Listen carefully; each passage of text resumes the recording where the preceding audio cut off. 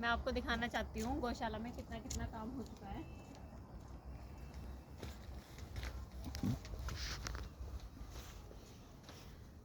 इतना काम यहाँ पे हो चुका है और बस अब 3 से 4 दिन के अंदर यहाँ पे लेंटर डल जाएगा। ये पूरी 200 गज जगह है और गौशाला निर्माण का कार्य प्रगति पर है। यहाँ पे जैसे हमें कई सारे सीमेंट के कट्टे चाहिए, हमें यहाँ पे 180 से 200 के आसपास सीमेंट के कट्टे चाहिए और 30-35 क्विंटल के आसपास का यहाँ पे लोहा लगेगा और भी बहुत सारी चीज़ें हैं जो यहाँ पे लगेगी। तो मेरी आप सबसे हाथ जोड़ के रिक्वेस्ट है, आप प्लीज़ बेसहारा गोवंश के लिए घर बनवाने में मेरी मदद कीजिए। ये बेचारे बच्चे सड़कों पे से बड़ी बेरहमी से पकड़कर ट्रकों में भरकर लेकर जाए जाते हैं और उसके बाद बड़ी बेरहमी से जिंदा की चमड़ी उधेड़ दी जाती है।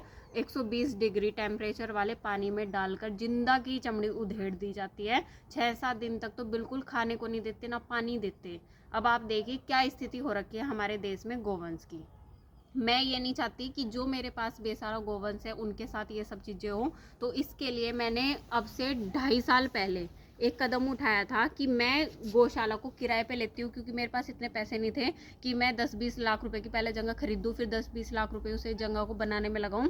तो मेरे दिमाग में आइडिया आया था कि मैं जगह को किराए पे ले लेती हूँ और बेसहारा गोवंश को सड़कों पे से वहाँ पे लेकर आके उनका पालन पोषण शुरू करती हूँ। तो इस तरीके से मुझे 2.5 साल तो मुझे किराए की जगह पे ही हो गए। उससे पहले 1.25 साल मुझे जगह जगह जमाते हुए हो चुके। अब अगले महीने मुझे पूरे 3.5 साल हो जाएंगे सेवा को चलाते हुए।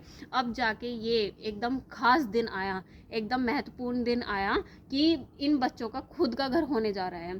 तो मेरी आप सबसे हाथ जोड़ के विनती है, आप प्लीज़ बेसहारा गोवंश को कटने से बचाने की मेरी मुहिम में हेल्प कीजिए। मेरे पास 60 के लगभग बेसहारा गोवंश है।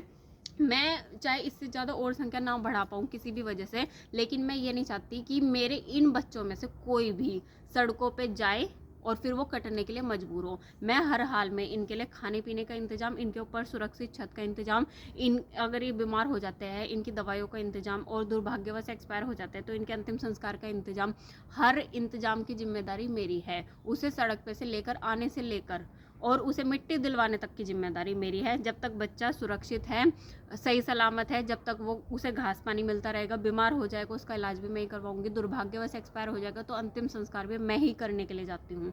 तो आप सबसे मेरी हाथ जोड़ के विनती है, प्लीज़ आप मेरी हेल्प कीजिए। चाहे मेरी आप हेल्प सामान से कीजिए, चाहे आप मेरी हेल्प फाइनेंशियली कीजिए या कैसे भी कीजिए, बस मुझे हर हाल में अपने बच्चों के लिए फ़ंड कलेक्ट करना है। आप प्लीज़ इस वीडियो को ज़्यादा से ज़्यादा आगे शेयर कीजिए। Thank you so much.